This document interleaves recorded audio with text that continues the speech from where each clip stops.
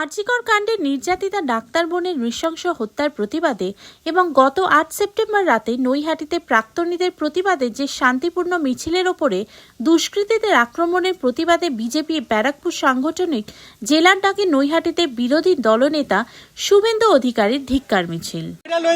যে জুনিয়র ডাক্তারদের উপর হামলা করা হবে, করে রাজ্যের ভাবমূর্তি নষ্ট করা হবে।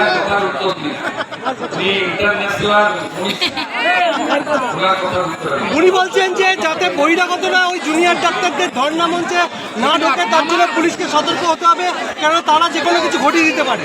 24 পারফেক্ট। বর্তমান 18 জুনিয়র ডাক্তাররা আক্রান্ত হলে ভারতীয় জনতা পার্টির ভিতরে 27 তারিখ নভেম্বর বিজয়ের ঝান্ডা ছিল। আমাদের কর্মী সমর্থকরা বুঝিয়ে এখনো 8 জন জেলে আছে, 260 জন অ্যারেস্ট হয়েছে। এখানকারও বিট্টু জয় ভাইরাল হয়ে প্রত্যেকের মোবাইলে ঘুরে বেড়াচ্ছে। আমাদের বোনেদের, কন্যাশ্রম বোনেদের, মেয়েদের উপরে রক্তাক্ত করা হয়েছে। এর প্রতিবাদে বিজেপি আজকে রাস্তায় নেমেছে।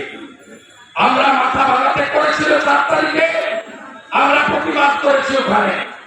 এখানে পরবর্তীকালে বারাসাতে পুলিশের হামলা হয়েছে মাঝরাতে, ওখানেও আমরা যাব।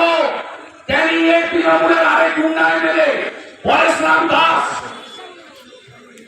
ফোনে থ্রেট করে কর্মসূচি বন্ধ করেছেন, ওখানেও আমরা যাব।